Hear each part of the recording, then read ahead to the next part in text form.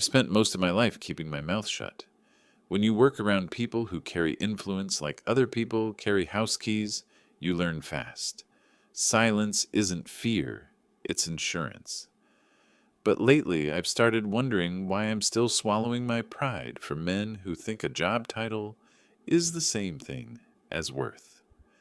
This story begins the day my manager, Collins, reminded the entire world, and me, exactly how small he believed I was. I'm a driver. At least that's what it says on paper. Transportation contractor, if you want to make it sound like I wear cleaner shoes. It's boring work most days. Airport pickups, event shuttles, discreet drop-offs for corporate guests who think my face is wallpaper. I don't mind. I like the road. I like not talking unless I choose to. But Collins, he loved reminding people that I wasn't real staff. He'd say it casually, like he was commenting on the weather. He's just our driver. He doesn't need to be in the room. He's fine in the hallway. It's what he's used to. A joke every time, a little smirk after each one, a look to see if anyone laughed. I never did. He hated that more than anything. That morning we were prepping for a high-profile off-site event, one of our biggest yet. Executives flying in from D.C., a few international board members, a couple of men whose names never appear on attendee lists, but move money and policy like they're rearranging furniture. Collins was nervous. Not that he'd admit it. Nervous managers talk too much. Collins talked nonstop. "Evan, don't screw around today," he barked while checking his cufflinks in the window reflection. "Stay close, stay quiet, and try not to look like you slept in your clothes." "That's funny," I said, because I had slept in my clothes.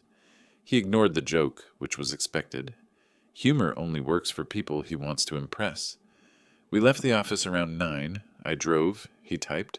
I wasn't even sure he noticed the turns on the way there.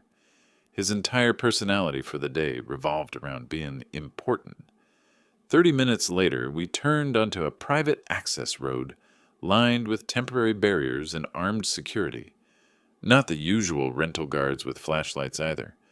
These guys had the calm posture and clipped hand signals of people who knew exactly what high threat meant. Collins straightened in his seat.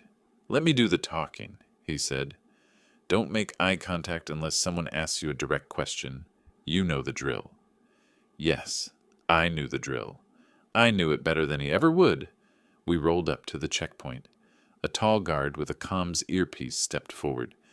"Credentials." Collins shoved his badge out the window before the guard even finished the word. "I'm Thomas Collins, event director. He's just the driver." There it was. That sentence he never got tired of. He's just the driver. The guard's eyes shifted toward me. Something changed in his expression the moment he saw the small leather case I keep clipped to the inside of my jacket, half visible when I leaned forward to reach the glove compartment. I wasn't reaching for anything, but Collins had tossed a file onto my lap earlier, and now the edge of the case was exposed. The guard froze, not dramatically, not fearfully, but like someone suddenly recalculating the entire scene. "Sir," he said, and he was talking to me, not Collins. "May I see that identification?" Collins blinked. "What? Him? Why? He's not part of—" But the guard wasn't listening. He took one step closer. I slowly retrieved the case and handed it over. The leather is worn, the embossing faint, but the symbol is unmistakable. The presidential seal. Not the decorative kind you buy online. Not the novelty replica. The real one, the kind given under contract, tied to clearance levels most civilians don't even know exist. The guard's posture snapped into something sharp and respectful. "Sir, I wasn't informed we would have a federal clearance contractor on site today." Collins whipped his head toward me, confusion twisting into disbelief. "A what?" he sputtered. I didn't answer. Not yet. The guard wasn't done. "Do you require a separate escort?" he asked me. "We can call the detail lead." Collins' mouth fell open. He looked at the guard, looked at me, looked back at the guard. "What the hell is happening? He's my driver." The guard shifted his weight slightly, and the sentence he said next was the first moment my boss realized the world was bigger than his ego. "Sir, with respect," He outranks you. The silence in the car thickened. Colin's face went pink, then red, then a shade I'd only seen when he was truly cornered. I kept my voice calm. "Let him clear us both," I said. "We're on a schedule." The guard nodded sharply, returned my credentials, and signaled the checkpoint open. Before he waved us through, he leaned in slightly. "Welcome back, sir." Collins slowly turned his head toward me, his voice thin. "Back? Back? What does he mean back?" I didn't answer. I didn't need to. Let him sit in that question. Let him feel for the first time how it feels to be the one kept out of the room. As we drove past the gates and the world behind them opened into a security-laced compound buzzing with activity, Collins finally whispered, "Evan, what exactly do you do?" I kept my eyes on the road. "You told him already," I said quietly. "I'm just the driver." And for the first time since I'd met him, Collins didn't have a single word to say. If Collins had been confused at the checkpoint, the confusion didn't fade once we parked. It calcified, turned into something sour. He walked 3 steps ahead of me, shoulders tight, adjusting his tie every 10 seconds, like he was trying to hold together the last pieces of his pride. Inside the compound, staff buzzed around tables, screens, and heavy black cases, labeled with codes instead of words. Every person moved with purpose. Every badge meant something. You could feel protocol in the air like humidity. Collins didn't see any of it. He saw only the space where he believed he deserved to stand. "Evan," he hissed as we approached the main entrance, "don't start any whatever that was back there. I need today to run clean." I stayed quiet, not because I agreed, but because anything I said would bruise him further, and bruised egos do stupid things. A uniformed officer at the door scanned Collins' badge. "Event Director Collins, you're cleared for zones B and C." Then the officer turned to me. "And you, sir?" Before I could answer, Collins jumped in. "He doesn't need to be cleared. He's just—" "Zone A," the officer interrupted, checking his tablet. "He's on the list." Collins blinked. "Zone A? That's VIP access. Why would he—" The officer didn't bother explaining. He simply stepped aside and motioned me through. Collins stood there, halfway between outrage and confusion, struggling to find a sentence that wouldn't embarrass him in front of someone who clearly outranked him. This place had rules, real ones, and for the first time, he was noticing how little his voice weighed outside of his own department. Inside, we reached the prep hall. Long tables, folders, digital checklists. Collins snapped back into character, calling out directions like nothing had happened. It might have worked if people were actually listening. They weren't. Their eyes kept flicking toward me, not suspiciously, but with the quiet acknowledgement people give someone they know isn't ordinary. Collins hated it. "Evan, go check the loading area," he said sharply. "It's simple enough for you." He said it loudly, for an audience. A cheap swing meant to reclaim even a fragment of his ego. I didn't respond. I just walked. The loading bay was half open to the outside air, trucks backed against ramps as agents inspected each crate.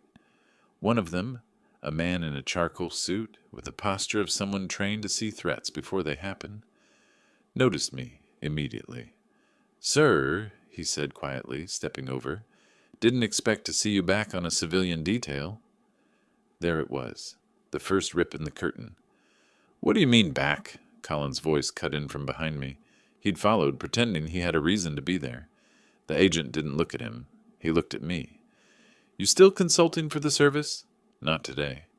"That explains the access level," he said with a nod. Then finally glancing at Collins. "You're his manager?" Collins straightened, proud to be addressed. "Yes, and I'd appreciate it if you'd explain what's going on with his credentials. Nobody informed me." The agent didn't let him finish. "His clearance exceeds the event director level," he said calmly. "If you have a problem, I can fetch the operations lead." Collins' jaw worked, searching for a safe reply. There wasn't one. The agent returned to his team. Collins turned on me instead. "Are you kidding me?" he snapped in a whisper, harsh enough to cut skin. "What kind of stunt are you pulling? Why do these people think you're—" A loud tone sliced through the air, a sharp, rising beep. Every agent froze, eyes up, hands to earpieces. Something was wrong, not dramatic chaos. Worse, silent disruption, controlled tension, the kind that meant someone was about to be escorted somewhere they didn't want to go. A second beep, then a voice over the internal comms. "Zone C access discrepancy detected. All movement hold. Repeat, all movement hold." Agents locked down the area instantly, blocking off exits, forming a perimeter. Collins turned pale. I didn't do anything," he stammered, looking around. "Why is everyone stopping? This isn't—" A supervisor approached, holding a tablet, expression unreadable. "Thomas Collins?" "Yes," Collins said, forcing a smile. "Is there some mistake? I'm the event director." The supervisor didn't return the smile. "We have a breach indicator linked to your badge activity." "My what?" Collins choked. No, that's wrong. That's absolutely wrong. I've been with my team the whole morning." The supervisor didn't argue, didn't raise his voice. "Sir, please step aside." Collins laughed nervously. "No, you don't understand. I'm in charge here." The supervisor looked at me instead. "Sir, did you witness his movements?" Collins stared at me, panic creeping behind his eyes. He wanted me to save him. After months of belittlement. After just the driver. After every public jab meant to remind me of my supposed place. And yet, I wasn't cruel. Cruelty's easy. Truth is cleaner. He attempted to enter Zone A earlier, I said. Uncleared. Collins recoiled like the sentence had weight. Because it did. I didn't know," he sputtered. "No one told me. He didn't tell me." Protocol didn't care. The supervisor nodded once to two nearby agents. They stepped to either side of Collins. "Sir," one said, "you need to come with us." "What? No, this is insane. I didn't do anything wrong." His voice rose. It cracked, and something in the room shifted. You could feel the judgment settling over him. Not because he broke a rule, but because he never realized rules applied to him too. As they walked him toward the interior corridor, Collins twisted back toward me. "Evan, tell them I didn't breach anything." I held his stare for a moment, long enough for him to understand one thing he'd never bothered to consider. "You opened the door," I said quietly. "You just never checked what was behind it."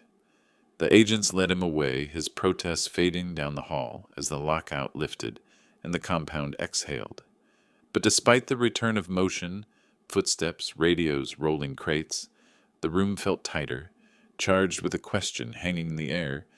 If Collins wasn't the one they trusted, then who exactly was I?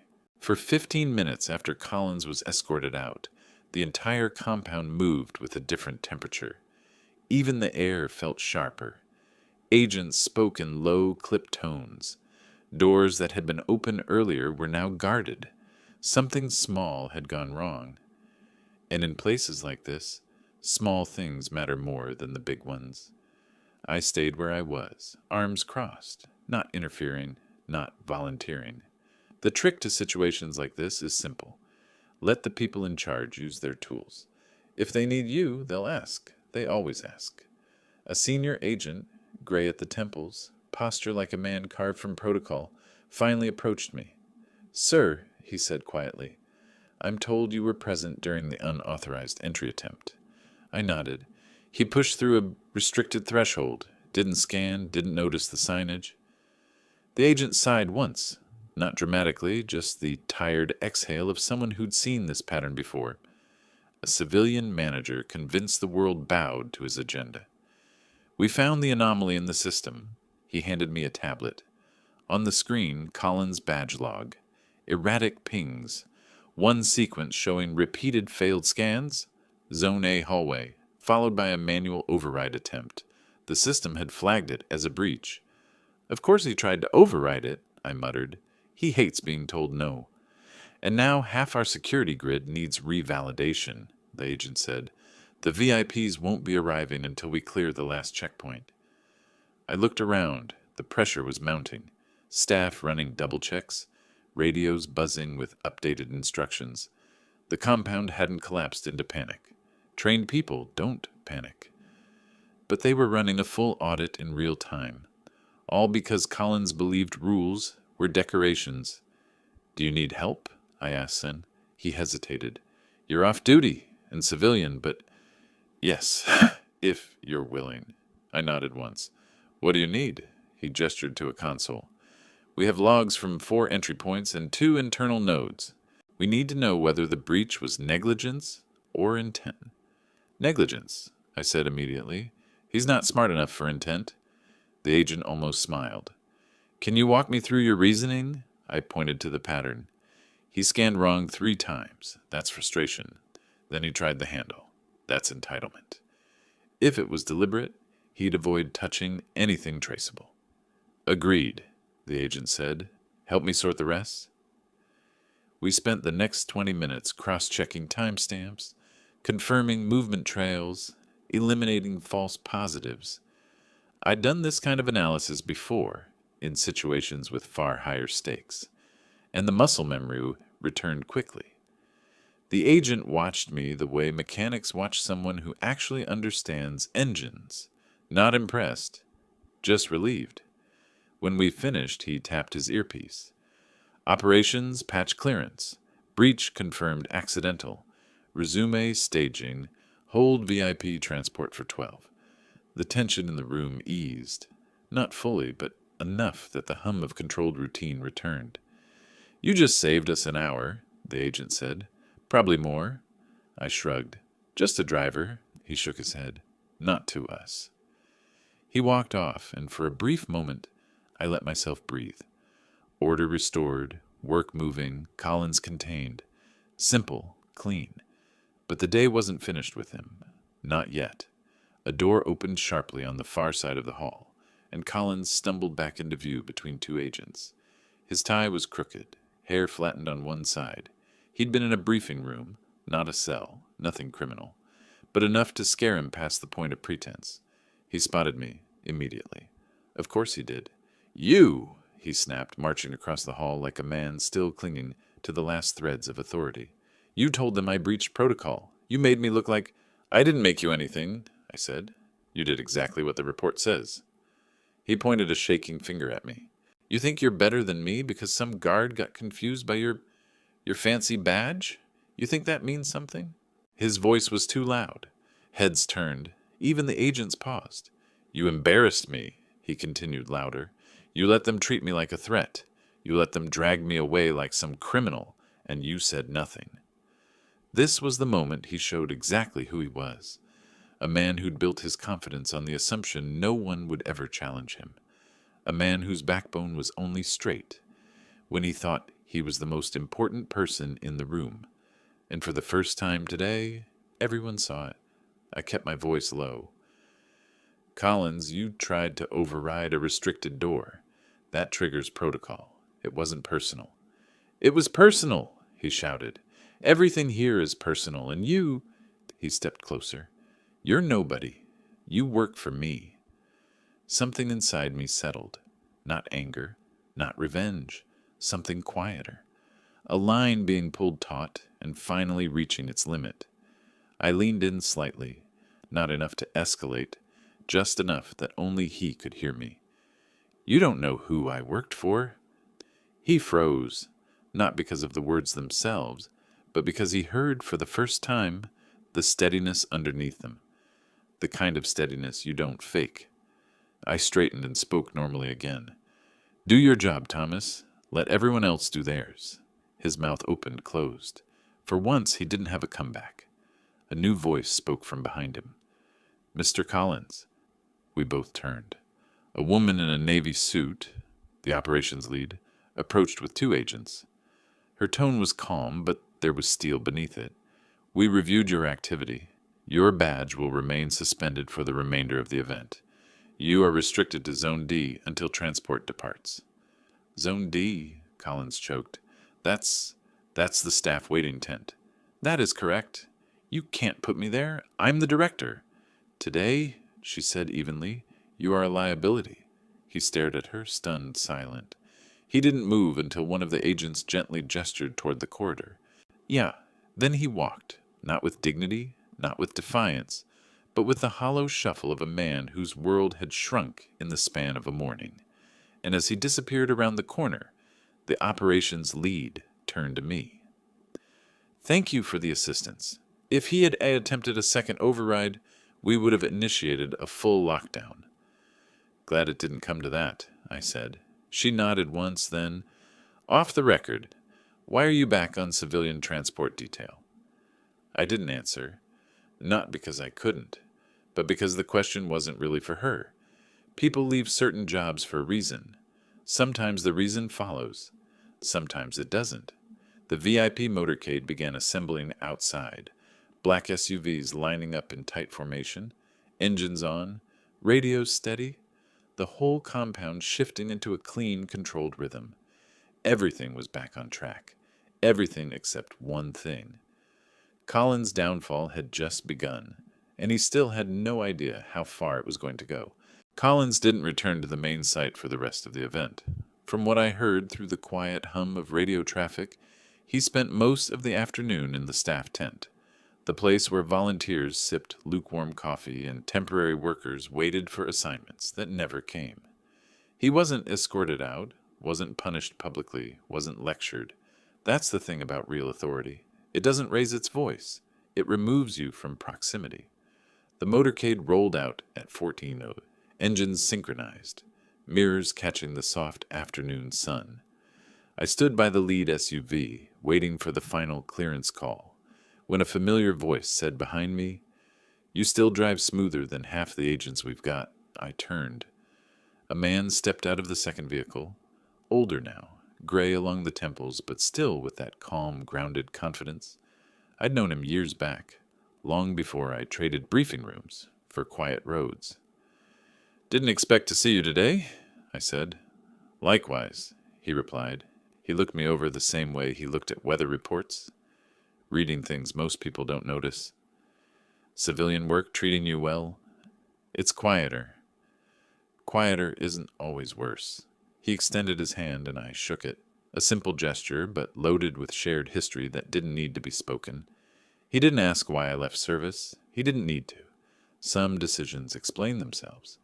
Before he stepped back into the SUV, he added, "Your presence kept this from turning into a shutdown. People noticed." Then he closed the door and the convoy pulled away, black metal gliding down the asphalt like a single organism. The compound exhaled. By early evening, the event disassembled itself. Tables folded, screens powered down. Staff departed in small groups, soft laughter drifting over the gravel path. I stayed behind, waiting for Colin's shuttle to return so we could leave together, a final technicality. When it did arrive, he climbed in silently, eyes red in the corners, the last of his confidence pressed into a thin line across his face. He didn't speak the entire ride back. He didn't have the energy to pretend. I parked by the loading dock and shut off the engine. He still didn't move. "Thomas," I finally said, "you good?" His laugh was brittle. "Do I look good?" I didn't answer. Because the truth was no longer necessary, he stared ahead through the windshield. "They're filing a report. I don't know what kind, but they told me to expect a meeting with the board. Said my judgment may require review. That's corporate language for kicking someone in the teeth." I stayed quiet. After a moment, he added, softer, "You could have defended me." "I told the truth," I said. "That's what they needed." He closed his eyes. "I didn't think you were whatever you are." "I know. And I didn't think it mattered." "I know that too." For the first time since I'd met him, Collins didn't look angry or arrogant. He looked small, tired, like a man who discovered the world had rooms he never knew existed, and he'd been banging on the wrong doors all along. "I'm sorry," he said suddenly. The words were uneven, unfamiliar in his mouth. "Not for today, for before that, for all of it." I nodded once. Not forgiveness, not resentment, Just a quiet acknowledgement that he'd finally said the only thing that could make sense of the past year. He stepped out without another word. His figure disappeared into the dim light of the loading bay, shoulders no longer squared, stride no longer confident. Just a man walking toward consequences he'd built with his own hands. 2 days later, HR sent a company-wide announcement. Effective immediately, Thomas Collins is no longer employed with the organization. No explanation, no ceremony, just a final line. The email arrived an hour before the operations executive called me into his office. He offered me Collins' job, more pay, better schedule, permanent status. I thought about it honestly, about leadership, about politics, about meetings and presentations and office parties where people treat each other like currency. Then I shook my head. "Thank you," I said, "but no." He studied me. "Can I ask why?" "I like the road," I said simply, "and I like choosing when I speak."